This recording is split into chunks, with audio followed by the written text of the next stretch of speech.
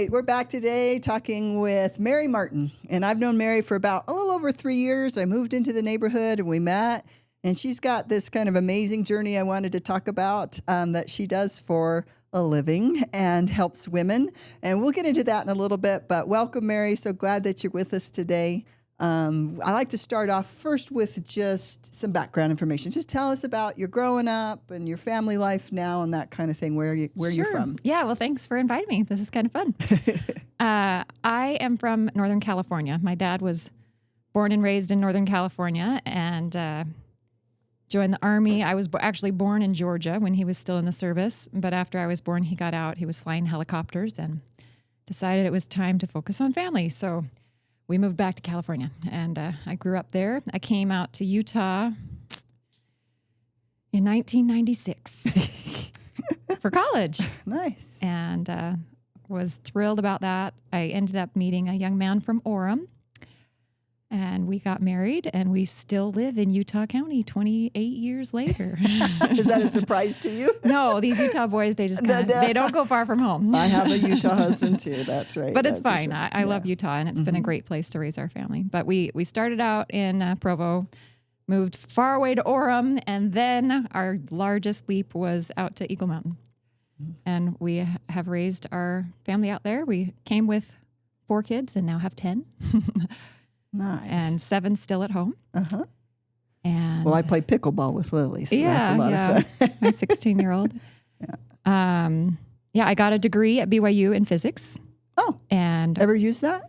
Not professionally, but we homeschool, and I can help my kids with their high school physics still. That's awesome. Yeah, so that's kind of a little bit about me. I love gardening. My hobbies as a mother, that's very consuming and really shapes your identity a lot. So my hobbies have kind of revolved around kids' interests and homeschooling, which has just been a thrill. But then I've pursued some personal interests as the kids have gotten older and more time has opened up, and it's just been fun. Now, how old is your youngest? My youngest will be 6 next month. Okay, and the oldest is? 27. Okay, so you go from 27 to 6. And we've talked about this before because I know that you have birthed in the hospital, but then you have also birthed at home. So how many at home, how many at the hospital? And I had 5 at the hospital and 5 at home. Okay, so was it the first 5 you had in the hospital and then the last 5? Okay. Yeah. So that's really interesting. So today we're going to, and I'm kind of naming this home delivery. I thought about naming it the stork, but I don't even know if people use that term anymore, so that's recognizable. But we are going to talk today about your journey into helping women birth at home. So let's start out kind of at the beginning of your experience and what brought you to that home birth for yourself the first time. Okay. So my first 5, like you mentioned, were born at the hospital, and my labors and deliveries were pretty uneventful, nothing terribly exciting. But we didn't really like the hospital. We would go in and get out as quickly as we could, and the nurses would give us, sideways glances, thinking, why are these guys going home? Do they not like us? But, it's just not the favorite place to be. Right. So when we moved out to Eagle Mountain, I was expecting I had Peter, Andrew, Emily's there. Okay, so I was expecting our 5th. And we moved into the neighborhood and saw an old lady at church, and she looked at me and she said, "You should have your babies at home." Oh. And I thought, is that Val? Yeah. Of course. I thought that's a great idea. She was a famous midwife, and I thought it was a super idea. But my heart kind of sank a little because my husband and I both come from pretty traditional backgrounds. Like, there's just a certain degree of trust in the standard medical community. And that whole jump I knew was just going to be probably not surmountable for at least this baby. And besides that, we had some sweet insurance at the time that was going to pay us for going to the hospital. Oh. If we stayed there for 14 hours, they'd cut us a check. And by the time our regular insurance covered things, we were making money on having babies. Oh, well, that's nice. Yeah, it was. But her comment just stuck with me. And I just kept thinking about it. And my desire to have that experience grew. It just seemed like a good idea. When I got pregnant with number 6, of course, my body was depleted. I had lots of little ones in tow. The midwife group that we had been going to was about 45 minutes away from our house now. I had to haul all 5 kids with me every time I went. Their office was busy. Like every time I went, I had to wait probably 45 minutes to get in to Utah see County, them. right? Yeah. And then it was like a 10-minute, let's listen to the baby, check your blood pressure, see you next time. Yeah. It was just exhausting. And besides that, my iron was low, which is a pretty common thing to happen for a mom who's had 5 babies and has a busy life. But they were prescribing me some iron supplements and my body just wasn't taking it. I went back to get my iron checked. It wasn't budging at all.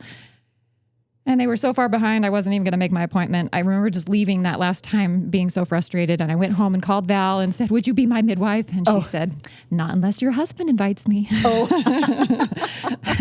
So I went home and shared my sob story with my husband. And he made a list of questions. And we booked an appointment and just went and hammered her with, what do you do here? And why do you think this is a good idea? And how would you handle this situation? And he got his questions answered and we moved forward and just didn't look back. That first birth was just sweet.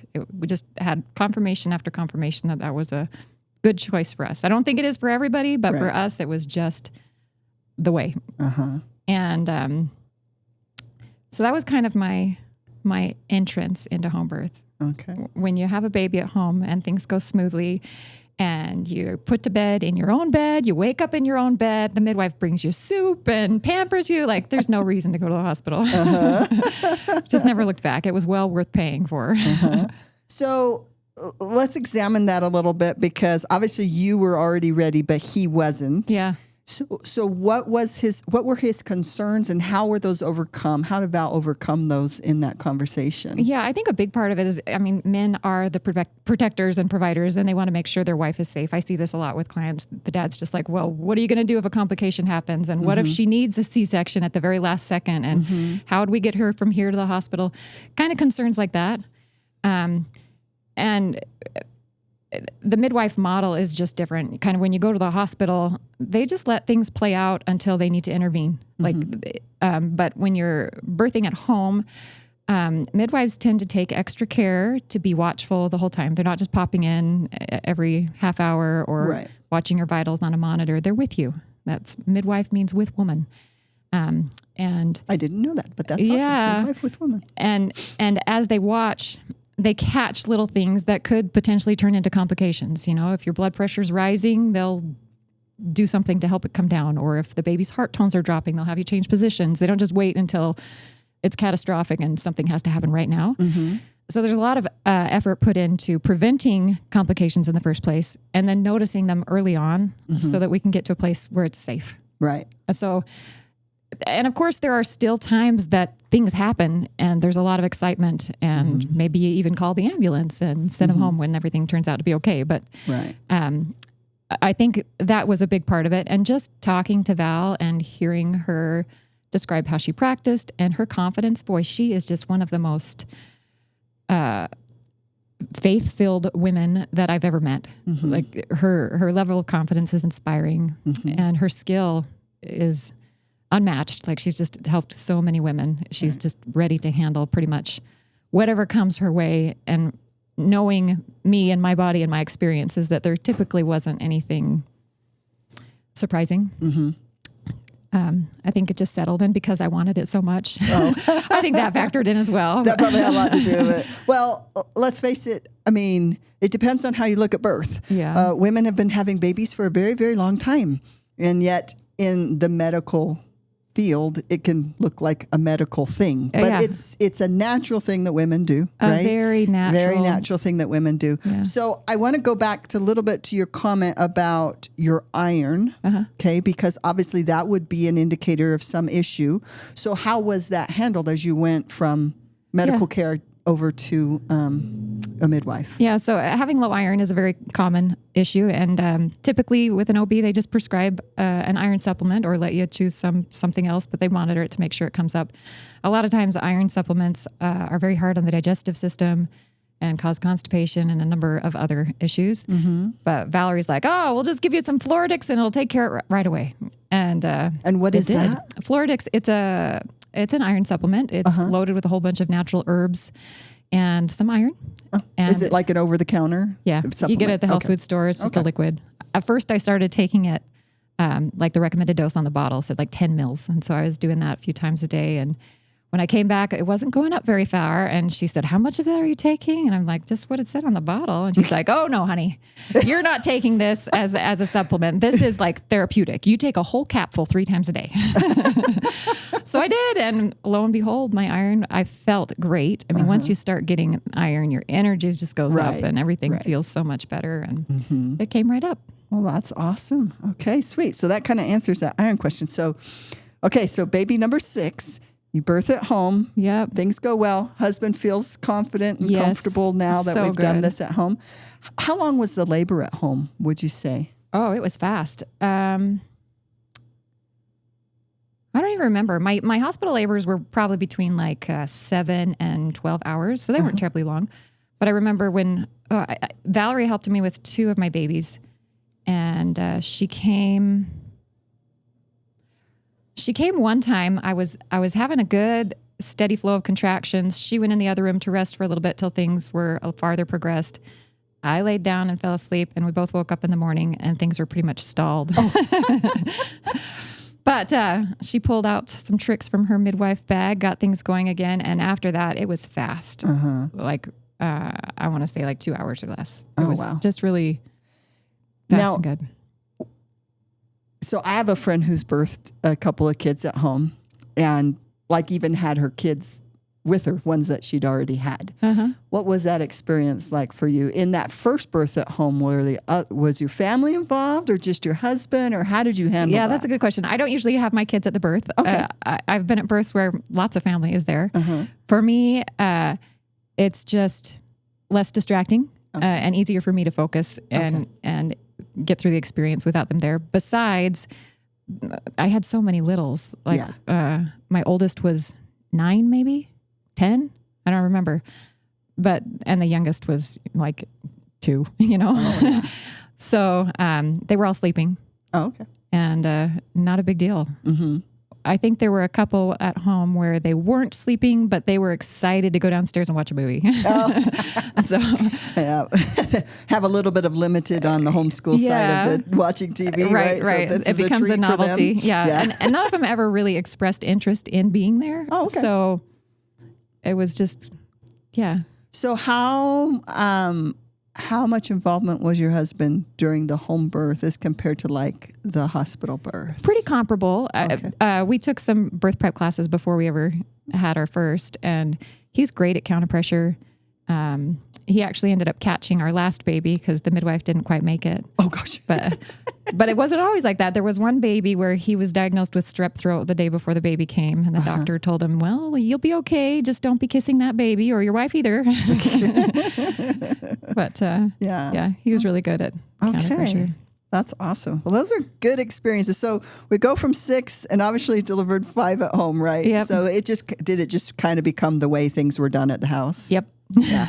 This is how we're doing it. Yeah. And then let's talk a little bit about,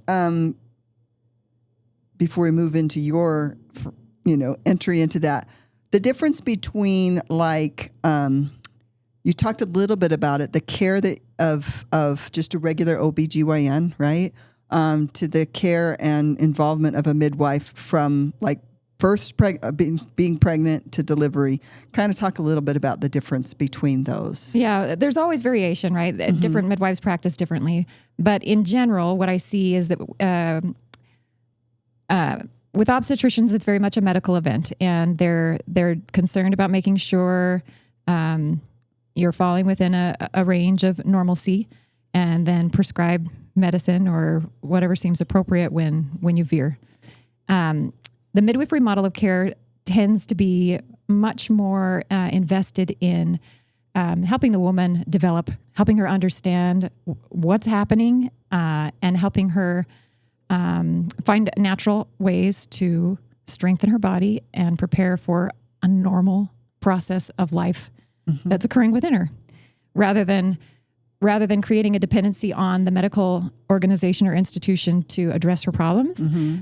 There's just tends to be a lot more emphasis on helping empower the woman to understand her body and fortify it with what it needs to engage successfully. And to do what women have been doing for thousands of years. Right? I know when I first got into this, my brother-in-law was like, oh, so you're going to do the thing that women don't even need help with? I'm like, yeah. I'm going to do that. Okay, sweet. So let's, go through kind of that first experience. Then it just becomes normal fare in the Martin home, right? Yeah. At what juncture did you go, this is something I want to do? Well, that actually happened even before I started having my babies at home. When I first moved out to Eagle Mountain, I was invited to help. There was some kind of a social event going on, and I was invited to help round up somebody who could teach a group of women how to make candy. And I'm like, okay, I don't know anybody here. Tell me some names of people. I'll go cold call them. And Valerie's name was mentioned. So I gave her a call, and I'm like, Valerie, my name's Mary. I'm new in the neighborhood, and they just asked me to find somebody who could teach some sisters how to make candy. Would you do that? And she's like, no, honey, I don't make candy. I make real food, and I teach women how to have babies. That sounds like And her. I was like, hey, just, that little spark of excitement. Like, I would love to do that. But I suppressed it because I knew the time wasn't right. And the time wasn't right. Too many factors that way. But several babies down the road, Valerie had retired. I was having baby number, Valerie was 5 and 6. Sherry was 7. Baby number 8 was on the way. No, baby number 8 wasn't on the way. I'd already had 7. And I think we were in a pause. But Valerie's friend from Oregon had started coming to help with some of Valerie's repeat clients that were coming. She had retired. Valerie had retired, and her friend from Oregon hadn't. So she was coming down like once a quarter or something to help with babies. And I remember meeting her. It was Valentine's Day dance, and she and her husband were there. It was a nice meeting. She's a very lovely lady. And I went home, and that night, all night long, I just kept dreaming over and over again, you need to go talk to Betty. You need to go talk to Betty. Go talk to Betty, over and over. So I woke up in the morning just with, okay, I've got to do something. Like, I don't usually have those kinds of experiences, but I went and said, hey, Betty, I just was dreaming about you all night long. And if you would like some unskilled help while you're out here, I would love to just tag along. And she said, okay. Oh, wow. And so that was kind of my foot in the door. And of course, I was busy with homeschool and 7 kids at the time. And, I was hesitant because I had so much on my plate and didn't feel like I was bored and needing something to fill my time. You know how it is as a mom, like there's hardly time to do anything besides dishes and laundry. Right. But just the impression was so strong. I went and talked to her, and I figured, twice a quarter, like, not a big deal. And it really wasn't. So that's kind of how I started. Then baby number 8 was on the way, and Betty helped with baby number 8. And I would attend births with her occasionally. I think I took a year off when baby number 8 came, and gradually worked back into things. 9 and 10 came. And in between those, I started working with a couple of other midwives, and just kind of rolled from there. Okay, so how do we go from physics to unrelated? Yeah. I mean, physics was fun. I remember taking high school physics and just thrilled at solving the problems and understanding how the world worked and why. And it was which is just a unique thing in itself, I'm just going to say. Yeah. So I went to, when I started college, I was thinking maybe I'd do like a double major in math and English, because you can't really do anything with English, but you can't really do much with math either, or physics. And I didn't really have any specific career objectives, but it was just kind of this is what's fun. And I was hoping, my biggest aspiration was to be a mother. Yeah. And you were fulfilling that quite well. Yeah. And so, physics, whether or not I used it for professionally, it's such a good training for methodical thinking. Like, it's just been a benefit to me in so many aspects. When I got my degree, they're like, oh yeah, you could go do statistics or stock market exchange. Like, they like physicists because they just have a really solid thinking pattern. Yeah. So that's awesome. Yeah. Okay. So we get to baby 10. Yeah. And at that point, are you still just kind of looking and attending and assisting, or kind of where are you at baby 10? Yeah. So I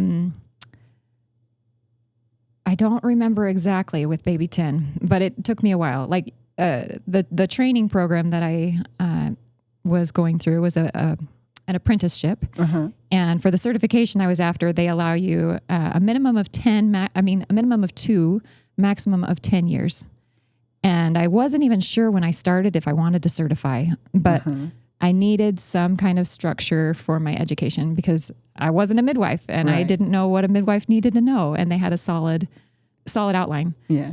I remember as I went along, and it's probably even with baby 10, well, baby 10 was a surprise. And so I think I was well on the way to baby 10 was a little bit of an interruption. So I have one child who likes to say they were an accident, and I keep telling him, no, you were a surprise. But, not completely surprised, but it took a minute. Like I had potty trained the youngest and was giving away baby stuff, thinking I'm moving on. Like my time doing this kind of thing is transforming, and then, set back another couple of years, which I would never trade what happened. But, I was ready to start doing something, and I wasn't ever looking for a career in midwifery either. I was just kind of following those impressions, which led to some great blessings. I got to help with my first grandbaby being born and just sweet experiences. And it just, as I started learning about the capacity of a woman's body and how natural birth is and the impact that giving birth naturally has on a woman's life and confidence and ability to mother and fulfill her mission just was so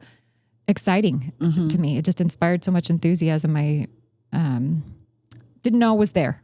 Yeah. So it was very fulfilling. Okay, so let's talk about that for a minute, because you're going from experiencing home birth yourself, wanting to assist people to experience home birth, and then actually being able to do that. So you talk about a program. So let's kind of talk about how you go from just hanging out, right?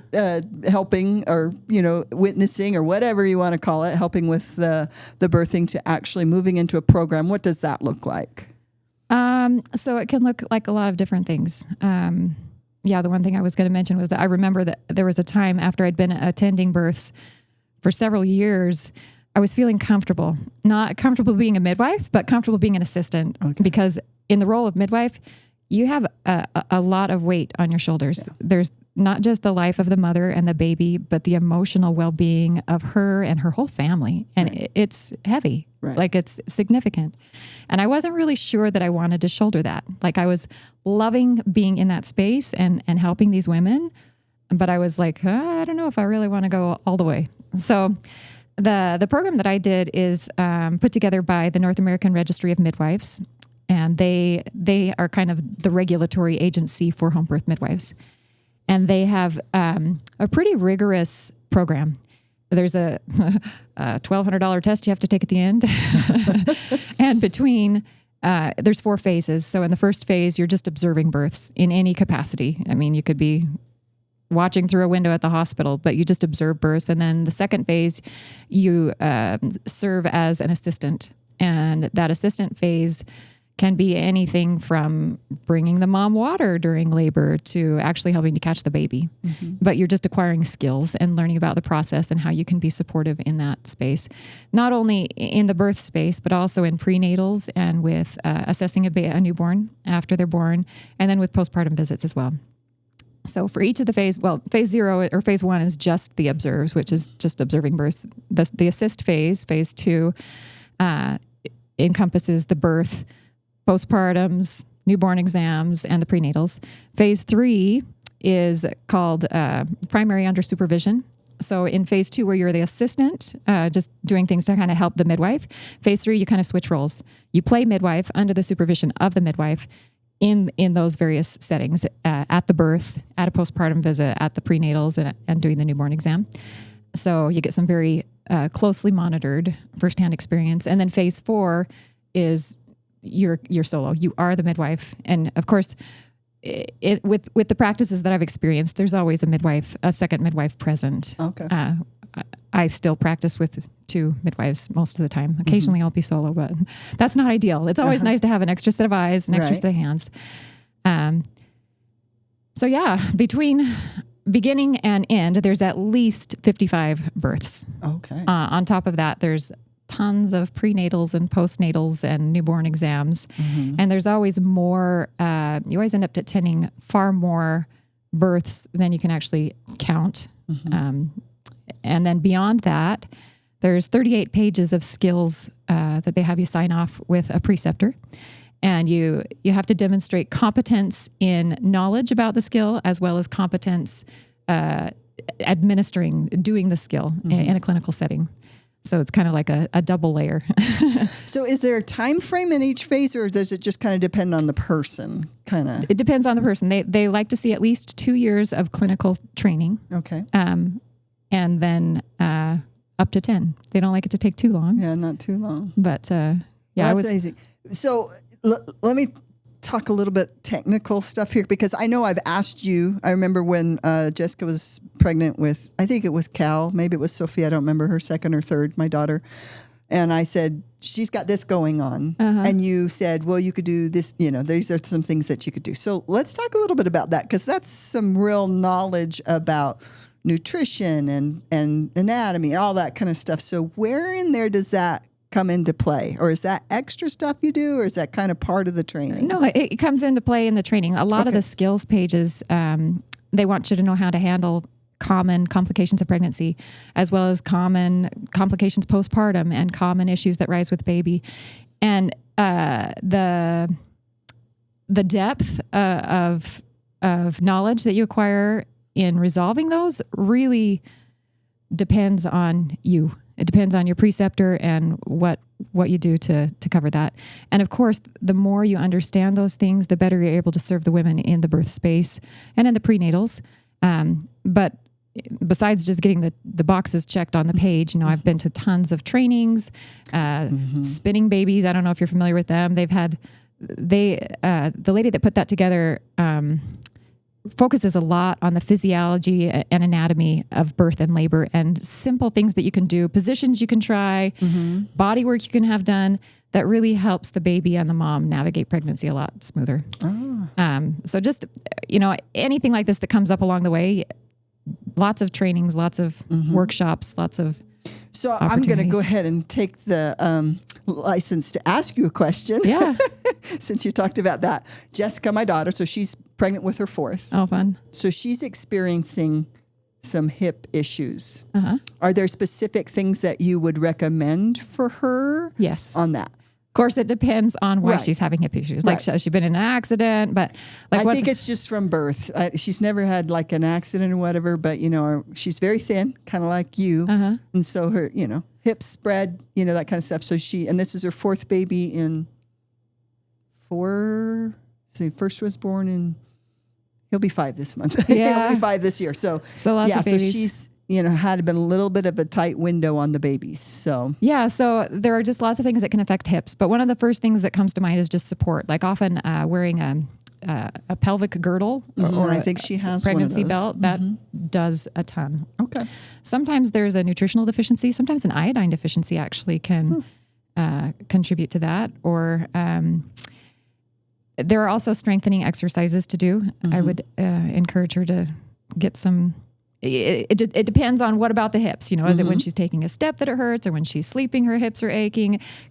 What about the hips? We can dive more into that. But I just was like, I'm going to ask while we're on here. Like the pregnancy girdle would be the first thing. And then I know this fantastic body worker down in Provo. I send a lot of clients to her because she's just so skilled at helping pregnant moms with all their issues. And she takes care of round ligament pain, hip stuff. Oh, wow. Yeah, she's just really great. Cool. We'll discuss more of that. But I thought, I've got the chance. I'm just going to ask something very specific on that.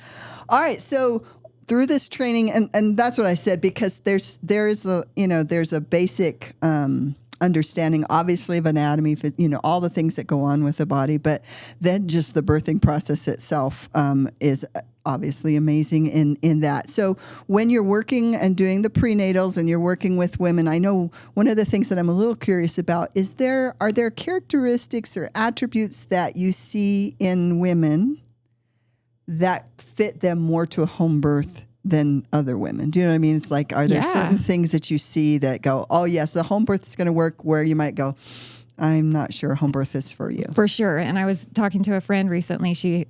One of her daughters-in-law was having a baby, and she was all excited about home birth, but the daughter-in-law was, kind of nervous about it. And I told her, don't even bring it up. Don't push it. Like if the mom wants to have a home birth, especially with a first-time mom, because there's a lot of changing that goes with that first birth, she needs to be invested. Like it needs to be something she really wants. Otherwise, it's going to turn out not so a bad wonderful. experience. Yeah. But often I have screening questions that I ask my moms before I take them on as clients. And one is, do you have confidence in your body's ability to sustain your pregnancy and your baby throughout this process? And there's not a right or wrong answer, but it just kind of gauges where they are, because a lot of times it's really common to have a lot of trust in the medical system and to show up at the doctor's office and say, normal, tell me how to be healthy. Versus in the home birth model, like I love to have clients who have confidence that they know their body. They're not waiting for me to tell them how they're feeling and what to do about it. They're telling me how they're feeling and what they've tried and what thoughts they're having and impressions. And we work together and just have a better data set to work from, I feel like. So their confidence in their body's ability. I always ask them, are you committed to gathering a group of people that you support and trust to support you throughout this? Because even as a midwife, there's often things beyond the scope of midwifery that they need help and support with in order to make this a safe, good option.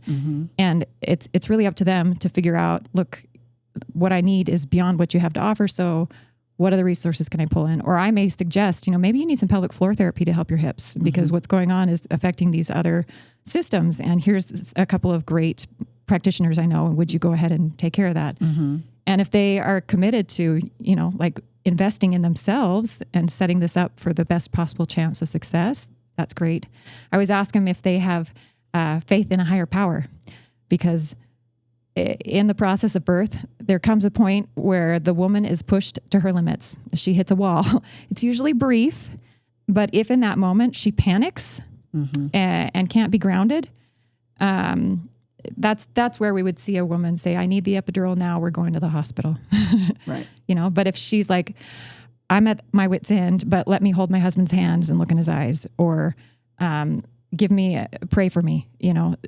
If she has another place to turn, something to anchor into that's bigger than herself, it provides tremendous strength in those brief moments where she's at her limits. At that point, which you do get at that point. It's a big deal. It's a big deal. Such an exciting, powerful moment, and the capacity that women have in them, it surprises everybody at times, but it's there.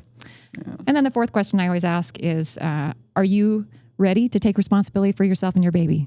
Because when a woman goes into the home birth experience, desiring to have that responsibility, desiring to create something, to have an experience, not just to hand over the experience to what the physician wants to have happen. It's a totally different thing. Often we'll have people come to the home birth to midwifery care saying, I felt like I had no control and the doctors weren't listening to me and nothing was going how I wanted it. And I was out of control. Control is like the number one reason why people come to home birth often. But when they desire to be in charge of creating an experience that they want to have, it's just beautiful. It's so fun to help support them in creating that. Oh, that's amazing. It's so interesting because when I first started having children, birthing rooms had just come into vogue, or whatever you want to call it. And so when I had my oldest, Ben, we were there 12 hours and gone. Like you're out of the birthing room, so it's interesting. And there were other things that were coming up, like water births and all of these other things. But, for me, home birth was never really a thought in my head that I can remember. And I met my friend in Indiana. We moved to Indiana, and she talked about having babies at home, and I was like, oh, no way. That was just not even in the scope, which is fine, right? Like, absolutely. To me, and I remember my sister, she had really rough deliveries. Like, she just really did. And her husband was in the military, and military doctors weren't always as, whatever you want to say. But it wasn't. And I remember the first time that she could like really get an epidural or whatever. And I said, honey, it's a birth. You're having a baby. Enjoy it. It's okay. There's not a wrong way to have a baby. There's no fail here because you said, I want an epidural, you know? And so I want that to be clear too, because I had 5 epidurals myself of my 6 kids. And home birth just wasn't a thought. But for this experience, I think it sounds amazing, even if it wasn't my path. I think it's amazing for women who want that path. My daughter is one of them, to be honest. I could really see her because I know in the experiences she had at the hospital, she was very direct about what she wanted, how she wanted to position, what she wanted to do, when she wanted to walk. You know, those are kinds of things. And I kind of see that taking that responsibility for those things would be pretty amazing. Even if it wasn't my path, which is fine. So when you're doing prenatal, let's talk about the prenatal care. Because I know, you know, when you go into the doctor, you get your prenatal vitamins, you know, you have these tests, ultrasounds. You know, there are certain things that kind of give you some comfort, if you want to say, through the process of being pregnant. So let's talk a little bit about what that looks like in using a midwife. Yeah, so a lot of the like technical stuff is very similar. Okay. You know, my initial appointment with them, we'll go over health history, see what kinds of predispositions they may have towards certain complications or what kind of pregnancy symptoms they've experienced in previous pregnancies or things that they're concerned about. We'll go over nutrition. We really go over nutrition. Like I have them bring a food log. We talk about where there may be deficiencies, what things we can strengthen, what things they're just doing fantastic on. And then we talk about supplements that could be helpful for their situation. Generally, the format for a prenatal is we start with any questions they have. It's fun when they come with all sorts of questions because it's just strengthening them and preparing them for what's coming.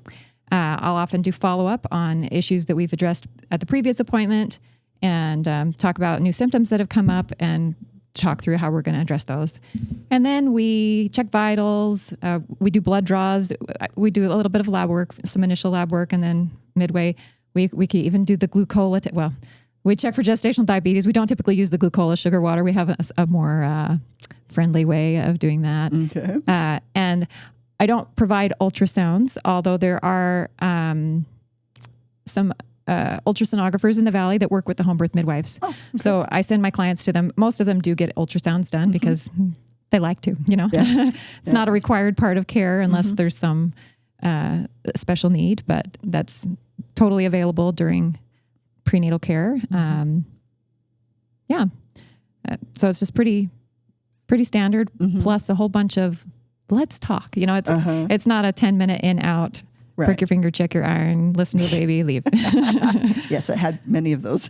One thing I love is teaching the moms how to identify baby's parts. You know, they come in and they're like, how can you tell that's the head? And are those really the feet? It's just fun for them to kind of connect a little more. Yeah. That's awesome. That's great. So in the, so you have connects to other things in case they want. Do you have, is there an age?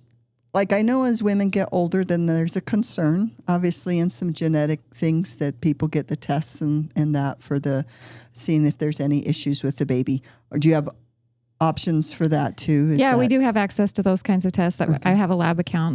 Most midwives do, I think. And if they want that genetic screening done, it's an option. No, it is. And do you discuss that with is that a discussion with an older mom, or is that just something they bring up? Or so I give my parents a little parent handbook, and there's a section in there about the genetic testing. Usually I leave it at that. Okay. I don't really feel inclined to address it more with an older mom. Right. I was an older mom. Statistics are just one of those, you know, unique types of lies often. Yes, absolutely. and there's no really strong need to instill fear. If they have a concern, I'm all for addressing it and helping reassure them in whatever ways they desire. Right. But often it's just not an issue. We just focus on nutrition and healthy baby and monitoring throughout. And if something weird comes up, we look at it. Yeah, we look at it. Yeah, it's interesting because I had my last two, my 5th and 6th were pretty close in age. But, you know, the 6th, I was in my 30s, 36 or somewhere in there, and they had this great concern. Because you're because I'm now. old, right? I'm old now, even though I just had a baby 16 months ago. So, so that's an interesting, thing that you deal with as you get to be kind of an older mom, so to speak, and it concerns you. But sometimes in the medical process, when you're going that, there is some fear that you have, right? Because of those kinds of things. For instance, this is kind of an odd off-topic thing, but when I had my last baby in New York, they were refusing. They said, unless I got a test to make sure I didn't have AIDS, I couldn't take the baby home. And I'm like, you have got to be kidding me. I'm like, I'm a monogamous person. I have 5 other children. I mean, it was frustrating, right? So anyway, it's interesting what you can run into in some of the processes of the medical. It is. I hear you. And profession. a lot of moms that come to the home birth scene don't like all the testing, and want to step away from that because they feel like they're not at risk. Often I won't even do the STD testing depending on the clients and, but if they tell me, if I know them and they're monogamous and they have never had STDs.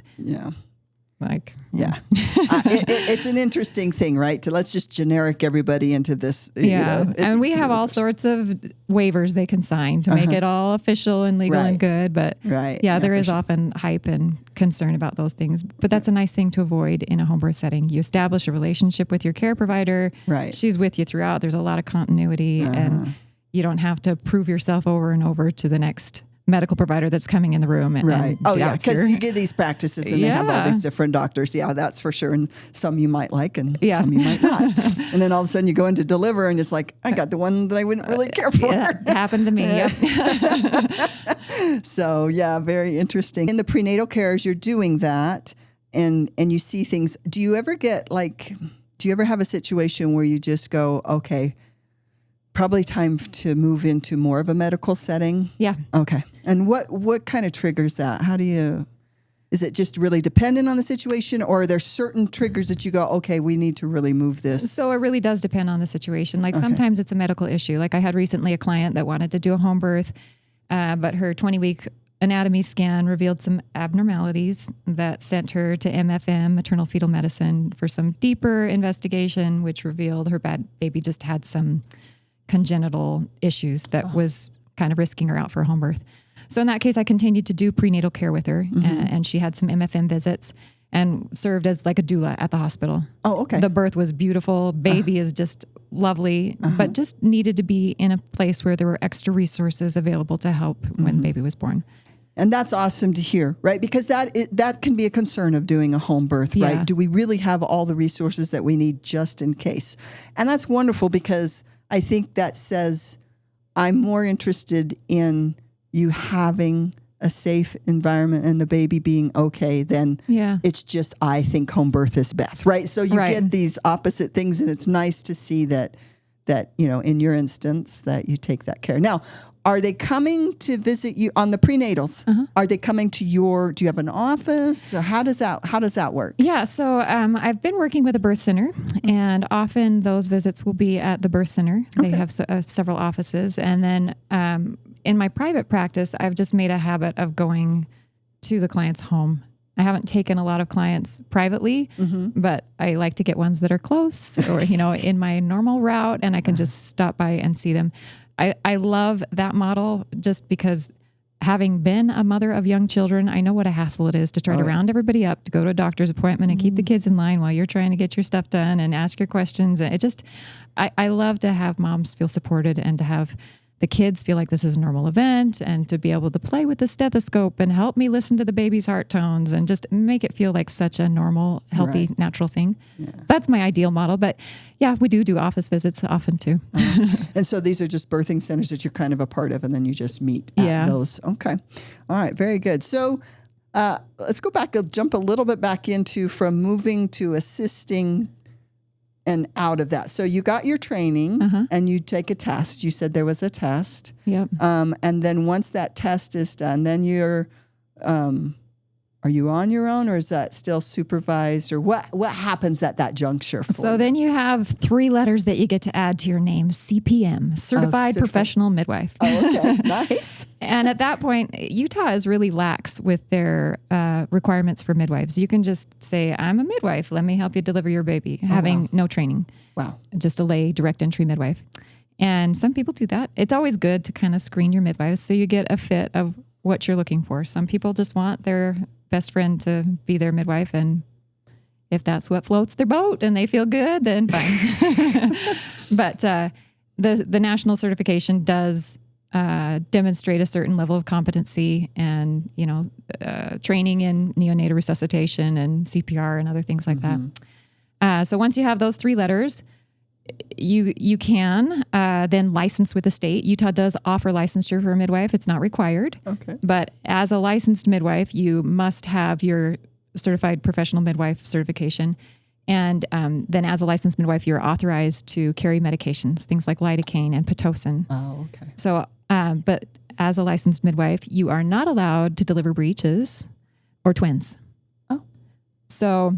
But you can administer Pitocin, though? That's interesting, because I didn't realize that there was, is there other stuff that so Pitocin, what was the other one you said? Lidocaine for doing suturing. Oh, okay. There are some other hemorrhage type drugs that we carry typically. Often you'll see a licensed midwife practice with a non-licensed midwife. So in the event that they have a client who, with a breech baby or with twins, they have the opportunity to legally continue to assist that woman, whoever's got the licensure to the medications is there, and whoever doesn't have the license so they can handle the breech delivery is there too. So you can cover bases that way. So if you're licensed, you can't do a breech or a twin, but if you're not licensed, since Utah doesn't really do whatever, then that can. Interesting. Yeah. That's interesting. So I want to jump a little bit into the legal part of stuff right now. So for you as a just personally, right? Because this is a big event. I mean, we know it's natural and all those kinds of things, but how are you protected in yourself as a person, legally, insurance, or right? So how is that, and how do you feel about that? Yeah. So the birth center, they have their own system, and under that, there's a lot of record keeping and back end work that helps make sure things are within the legal fit. I don't carry any kind of malpractice insurance. So I expect a lot of maturity and respectful interaction with my clients. If they feel dissatisfied with something that's occurring, I want to hear about it, and we work things out and can do arbitration if something like that were to occur. I haven't had that be an issue or come up, right? But it is a significant risk. Right. That's why I'm pretty selective about. One reason why I'm pretty selective about who I work with. The birth center model. They pretty much, if you come to the birth center and want to hire a midwife, they take you, versus in my private practice, if I don't feel like we're a good fit, then I turn you down. Okay. Or if you feel like we're not a good fit, you turn me down, but it's, you can be very there's selective. not a lot of protection. Yeah. Yeah. So how did you go from, so it sounds like there's different levels, obviously the midwife, the birthing center, assisting other midwives, that kind of thing, and then private. So talk about kind of the difference between those things and how you went from one to the other to have a private practice. What prompted you to do that, or that kind of, and what was the story there? Yeah. So, I didn't get into midwifery because I was trying to support my family or, help my husband's income. He's always been an ample provider, and it was never financially necessary, which was a blessing because this was a very long process for me and required a huge devotion of time and resources. And he was just fantastic supporting through that. But a lot of midwives I know are in a hurry to start making money, and sometimes that can get in the way. My services as an apprentice, as an assistant, were often it took a lot of time, and there was typically there's not pay given. Yeah. But it was fine. Like I felt like I was learning so much and really contributing meaningfully, and could come back to my family enthusiastic and being uplifted, having been part of something that was so special. But like I mentioned before, there comes a point where you're like, do I really want to shoulder the weight of that midwife? And when things go wrong, am I willing to take responsibility for what's occurring. And that was something that came more slowly, especially since there wasn't like, I need to do this in order to make money and feed my family. But probably when my granddaughter was, when my daughter-in-law was expecting, that's when I started taking, okay, back up. So I had several trainers, several midwives that I was apprenticing with. And one that I was working with, she was very low volume, but I was totally involved with all her clients, and it was just really fun. She ended up getting cancer, and her final client, she passed before that last client delivered. So that last client was actually one of my first me as a midwife. I had another midwife there with me, but that was like one of my first, I'm the midwife births. So it was kind of just a natural transition. I needed that other midwife there. Like she was such an emotional support for me because it's just a lot of worry. And am I missing something? And is my training complete? And can I really do this? It's kind of a gradual thing. I've had some births where I was the only one there. The woman had family, but I was the midwife. And those are a little more stressful. But I only do those when I feel good about it. And I knew both of these families, and I knew that the sisters and the parents that were going to be there were going to be right at my side if I needed anything. And things worked out. But working into the model of going from assistant to primary under supervision to this is your show and you choose who you're going to have be there to support you as the midwife. Just kind of a gradual process. After I helped my grandbaby come, I was kind of like, do I want to like really keep doing this, or am I ready just to relax and go back to my family? But by then there were people calling me like, will you help? Please, you were so impactful at my last birth. I need your presence. And I still get calls from other midwives that I've worked with. I just had one recently. I had helped with 2 of her other babies, and she's like, we need you. We're having our last baby. We want you there. That must be a really good feeling, though. It is. It's just such a sweet space to be in. Yeah, that's awesome. So was your grandbaby born in a hospital, or was No, she was born at home. Oh, it was home. Okay, I was just checking on that one. And then you used the term doula. Explain, is there a difference between a doula and a midwife, and what is the difference? So a doula is typically, you can have a doula at a home birth or a hospital birth, but it's typically somebody who is there to help support the mom emotionally. A lot of emotional coaching, like giving birth is like running a marathon. It's really a mental game. So she does a lot of that kind of support, as well as physical support with counter pressure. Sometimes you'll get doulas who are great, who know the spinning babies in all sorts of different positions and things to help get labor going or to help it progress. Those doulas are a little more rare, and you get a lot of variation in doulas here in Utah County. There are a lot of doulas, and some are fantastic, and others are just green. So, they're ones that you just kind of interview and find somebody that feels like a good fit to you. And you just kind of get a feel for, what do you want her to do in that labor space? Do you want her just to cheer you on, shout affirmations at you when you're panicking, do counter pressure, make a meal for you, take care of your kids? Like, you figure out what role you want her to play and find one that's going to fit your interests. Doulas typically are not, they're not trained in neonatal resuscitation.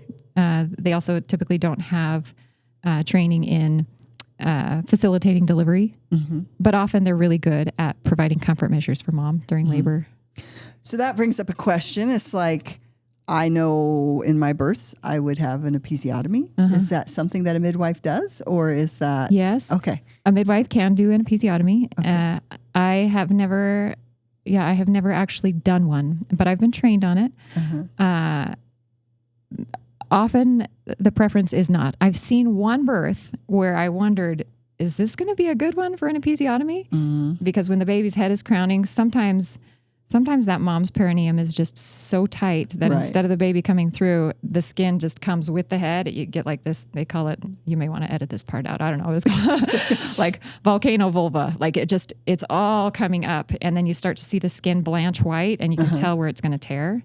In that instance, like if you're getting like it's going to split like a star, right? It's just smarter to put the scissors there and snip. And just snip. Release that pressure. The mom just doesn't feel it, and it will direct the tear in a safe way instead of having like this bomb erupted. But episiotomies and home birth are pretty rare. Sometimes doctors will do them routinely. I've had clients who are like, this is how I have birth, and which is a little unfortunate. Yeah. Because usually, even if the mom tears, it's usually not horrible. Right. And it tends to heal better. Right. So. Instead of the straight cut. I remember from my birthing days that was a question, you know, the episiotomy in question. So, and my understanding, so part of my thought, or at least my understanding of what this looks like, is there's more prep, there's more attention to that area anyway, to see that, you know, like you said, you're watching, you know, generally in a hospital setting, when they're crowning and ready to be born is when. Yeah. Even prenatally, we're talking with the mom and assessing, like, do you have a lot of tension down there? And are you doing exercises to stretch and strengthen? And do you have concern about tearing? And there are exercises, there are techniques that you can employ before the baby even comes, just to be more comfortable and be able to learn to relax to the intensity of that pressure, so that when you're actually on game day, you don't tense up and resist. Like, there's just a lot that can be done beforehand. Right. Right. And I in thinking about it, at least from my perspective, that's why I asked about characteristics or attributes. There really is a prep to this. It's not, I'm just going to have a home birth. There really is this thought and understanding of what does that actually mean for me, you know, because I like I told you, for me, when I was birthing, I would get tense, and an epidural just allowed me, and then the baby would come really mostly time very fast. Yeah. And so, but even in that setting, it's kind of funny with my daughter, my oldest one. So Jake, who's our film guy for today, I had an epidural with him when I was about 7 or 8. I just, was having a struggle, right? Yeah. And it was great. Boom, he came, all was good. With my daughter, I was like, 3.5 centimeters, I can have an epidural. Stop the contractions, right? It stopped the contractions, ended up on Pitocin drip. So anyway, even with me, in my instance, I discovered for myself that if I just waited until I was like right at that point and then had an epidural, then it allowed me. So there is a prep either way you go to understand yourself. What does that look like for me? And I discovered it for me in the medical side, but in the home birth side, I'm feeling like, you really got to understand what that is and what your body's doing and be able to accept that and still hold it together at that very tough point. Right. Yeah. You talked about a marathon, and it's like, it's a mental thing. It is. It's really sweet to see dads, with moms who've had multiple babies, to see the dads right there by the mom. And when the mom's panicking, saying, I can't do this anymore, he comes right up to her face and holds her and just says, remember, honey, this means you're getting close. Have a sip of water. We're almost there. She takes a breath, has some water, and then bam, the water breaks, the baby comes, something like that. It just happens so routinely. But I love when the husbands are just attuned. They've learned their wife's pattern, and they're right there to support them. There's just so much emotionally going on and hormonally. And when dad is in that space, it's such a bonding experience. I just love to see the families strengthen that way. So do you ever get women who are just in their zone and they don't want any? I think I kind of see my daughter this way, so I'm kind of wondering, I'll have to ask her, but in their zone, it's like, I'm in my zone. Don't mess with me. I know what I'm doing. Right. In the middle of COVID, there was a first time mom over at BYU in the dorms there actually. And we walked in, she was laying on her side. Her husband was right next to her. She wanted no one to touch her, not even him. She made a noise or something. He reached down. She's like, oh, don't, but she had maintained that position for hours, I think. Finally, when I got there and the other midwife got there, we started asking, like, so when's the last time you emptied your bladder? And do you think you could walk to the bathroom? After some coaxing, she got up and went to the bathroom, stood up, water broke. She gave birth right there in the bathroom standing. She just needed to move a little. Just needed to get that. But sometimes women become very touch sensitive, and that's fine. Yeah. Often they'll love being in water because the water, not only does it kind of give them their own little pod, but it's so relieving. They call it the natural epidural. It doesn't take the pain all away, but boy, it just helps with turns that. it down. So do they get in the bathtub or whatever? Is that the bathtub or a birthing pool? Or the birthing pool. Yeah. The birthing centers, do they have the birthing pools, or does it depend on the center? So the birthing centers actually have a bathtub, like a nice deep jetted tub. But usually at home births, they have an option of they can use their own bathtub, or I have a couple of birthing tubs that they can borrow. Yeah. Interesting. That's amazing. So what's funny about that, when you talk about being at the school, when I was at BYU many, many years ago, it was like 88, 89, 1980. Yeah. My neighbor upstairs actually did give birth. Yeah. in their little married student house. Yeah. I was like, oh my gosh. I've done two over there now. That's amazing. Oh, that's awesome. Yeah. Well, that's good to know because, it's different for everybody, right? And everybody's got to kind of figure out that path for themselves. And, having multiple children, you kind of learn those things and what helps you on that. So I don't want to get too in depth into this, but if somebody was looking at having a midwife help them, what is the financials of that? What does that kind of look like, a range? Yeah. So typically insurance doesn't cover out of hospital birth. There are some insurances that will provide some reimbursement if your out of hospital birth is associated with a facility like a birth center. But usually there's just not a lot of financial assistance from insurance. Although if you have an HSA or an FSA, midwifery services, prenatal and birth, you can be used for that. I think the going rate for a home birth is probably between $6,000 and $8,000. You can find others who are, on either side of that, but that's kind of the average. Looks like. Yeah. Oh, very interesting. Yeah, it's just, we get so used to the insurance side of things and how everything runs and they just bill everybody, that kind of becomes the norm. And so you got to kind of look outside the box and say, what does this look like if I do something different that's outside of the norm? Yes. Awesome. That's good because I didn't know what that looked like. But that includes, that's all of your prenatal care, all of the labor and delivery support and postpartum care.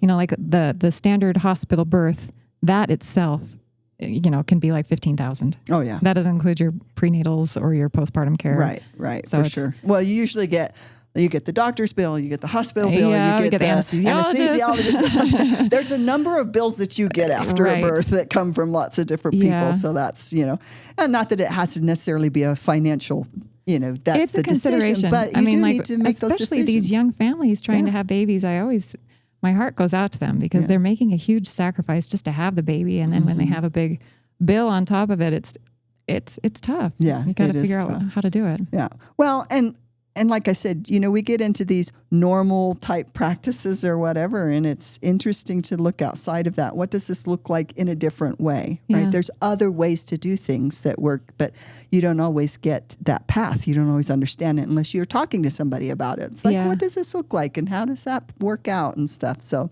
very interesting. Okay, so let's get into a few numbers here. How many babies? Do you know? 200. What am I at? I'm over 200. Like 200 and I should know this. I'm thinking around 215.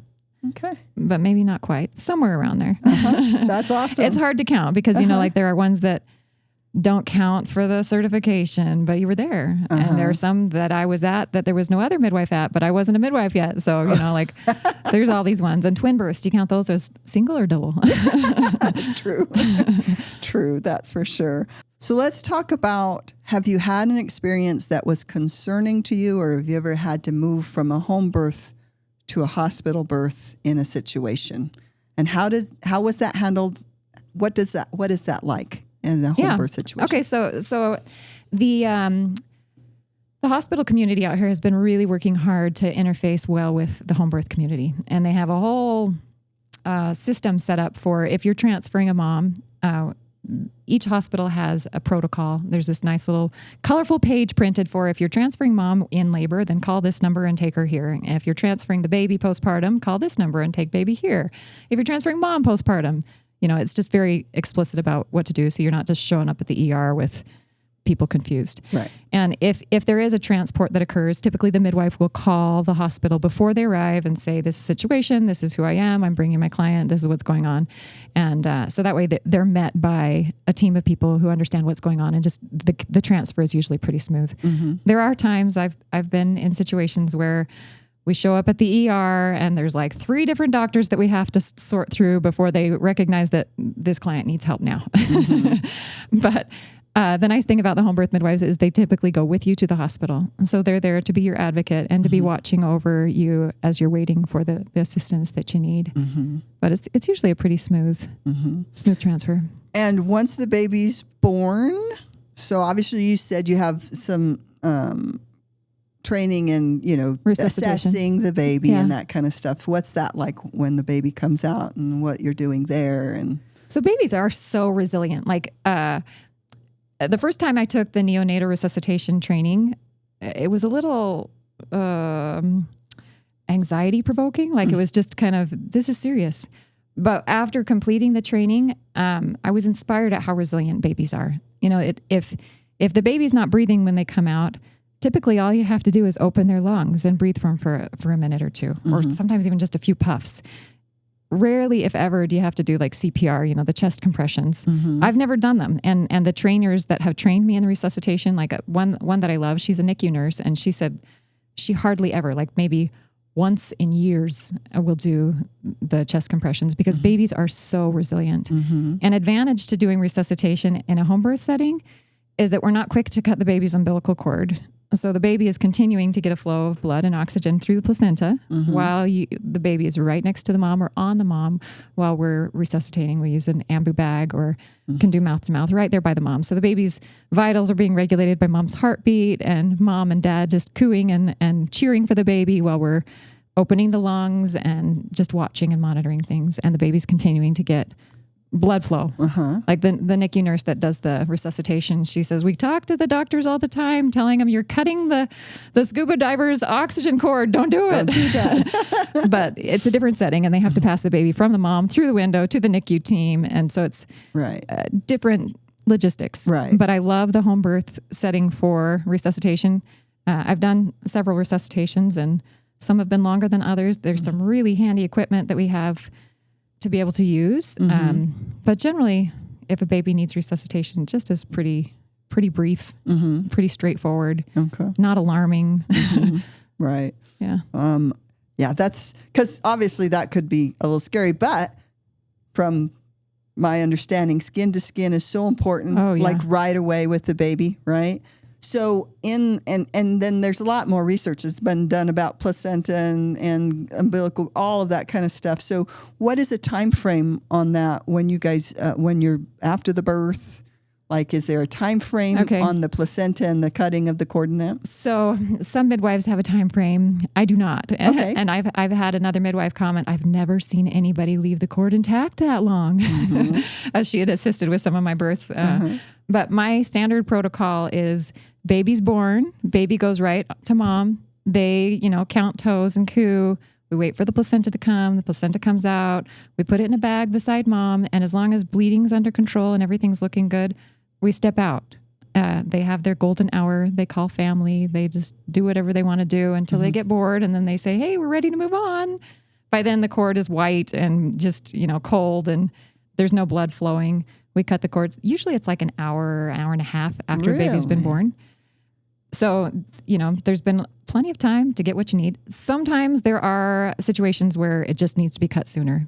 And in that event, we can milk the cord, get as much blood to the baby as possible before that happens. But I love to just let the body regulate the flow to take what it needs from the placenta. There's like a third of the baby's blood volume still in the placenta when the baby is born.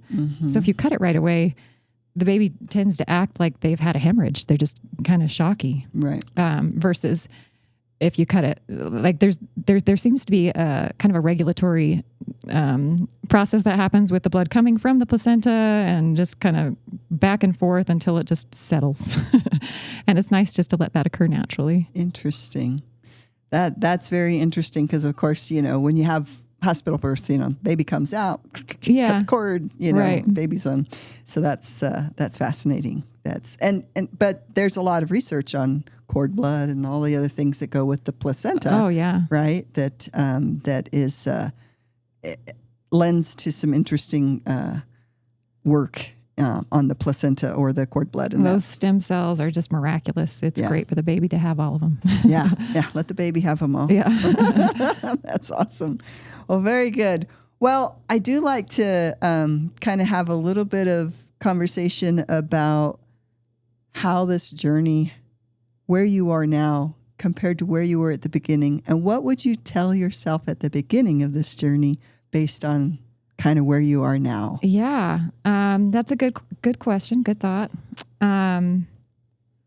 Based on where I am now, looking back, I would probably tell myself just to be patient and trust Jesus. There were times where I was like, I just need to get to more births, and why don't they just call me? And I just need to check these boxes, and how can I get this skill passed off? And it just comes. Like heaven just lines up what you need when you need it, and trying to rush those things, you just don't get as good of an experience. Mm-hmm. So just patience and just really trusting that God's hand is in all of this at every birth, and in your training, in your progress. Like he was the one that prompted me to get involved, and I just needed to let him hold my hand all the way through. I still hold his hand all the way through. All the way through. Well, That's awesome. Well, great. Well, I appreciate you being here today. It's great to hear how this all works because, of course, it's different than what might be considered the standard or traditional way of doing it. And one more question is, what is the home birth community like? Like, what is the is it a large community here in the area, or what would you say as far as the community of home birth and midwifery and that here in the area? Well, I think Utah County has one of the highest birth rates in the nation. Yes. So there's a lot of babies being born, but still I think it's low, like maybe, I don't know, 4% maybe. Mm-hmm. It's low. I don't know the exact number.